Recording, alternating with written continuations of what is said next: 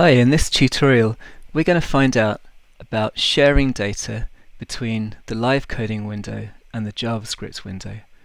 And we're going to look at the first direction, which is going from live coding to JavaScript. In Sema, we've in previous tutorials explored the live coding window, which is this window here, and we've had an introduction to the JavaScript window. The JavaScript window in Sema is where you might carry out the training and running of machine learning models. In order to make a machine learning model interact with the audio engine, we need to send it data. So basically, this tutorial is about taking data in here and sending it over here. This sort of data could be gesture, it might be mouse movements, it might be the values of an oscillator, it might be from some sort of machine listening process. So we might be analyzing some audio and say looking at spectral features and sending the spectral data into the JavaScript window for analysis. And then what you might do with it there, something to do with machine learning, you could train a machine learning model and then run that model and send the results back to the live coding window. The architecture behind Sema, we have to think about this a little bit, so that these two windows, when we run code in them, we can live code in both of them. The code runs in different places. So in the live coding window, we run code in the audio engine, and in the JavaScript window, we run code in a JavaScript thread.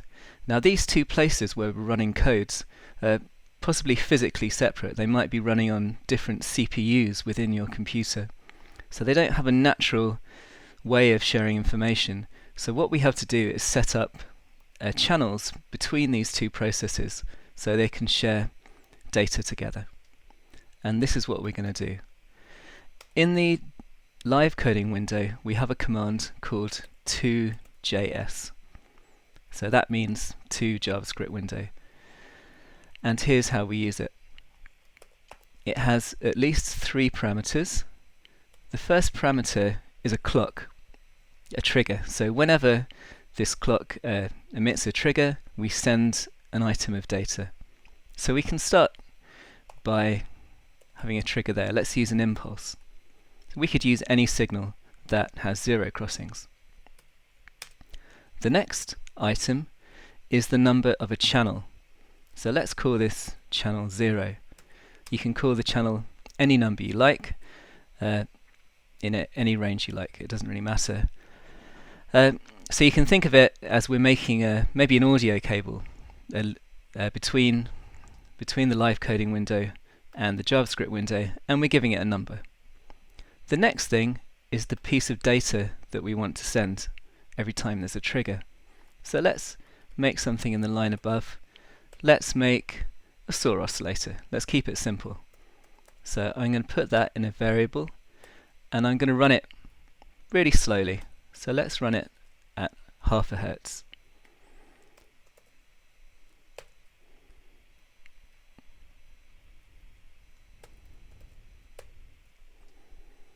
So this code won't make anything audible, but we'll just look at the data that's coming out of it.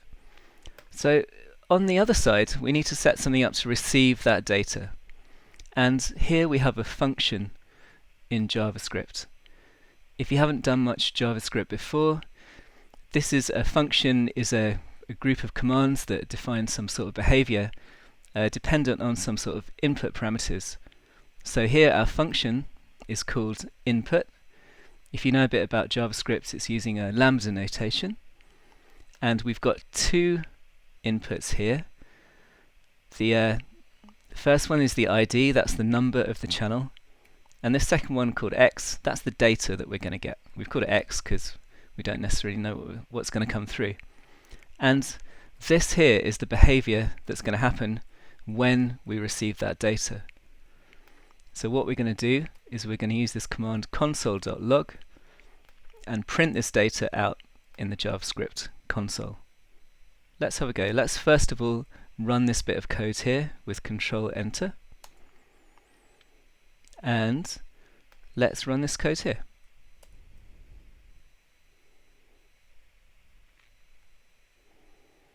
So if we look in the JavaScript console here, we can see some numbers coming out. Let's increase the speed of the clock here to 10 times a second so we can see the values. And then, as we might expect, we can see the values of our saw wave going up from -1 to 1 and then dropping down again.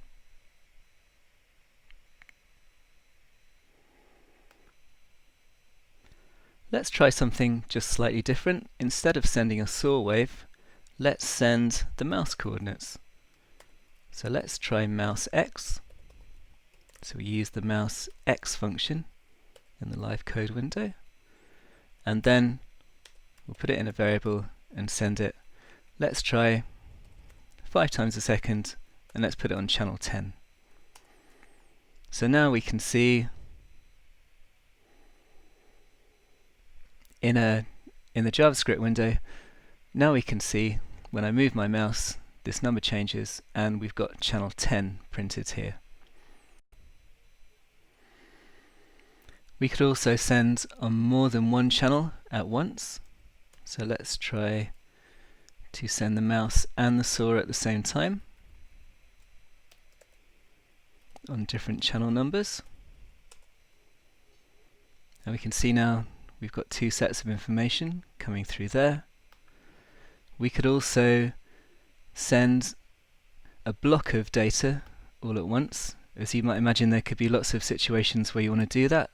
For example, if you're sending some kind of feature analysis.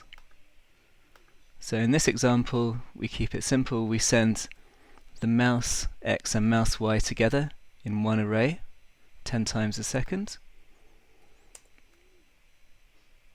And now we can see those coming through together in an array. What you notice differently here is there is a fourth parameter, which is the block size. That indicates that we're sending 2 items of information instead of 1. So if we're sending more than one bit of information, we need to say how many bits of information we're sending. There's a couple more examples of sending data here. So something we might want to do if you're interested in machine listening is send MFCCs.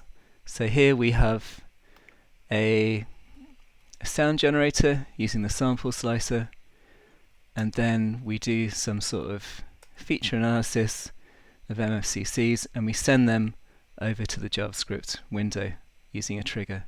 So let's run that, and we should be able to hear that, and that's our feature data coming through on the other side.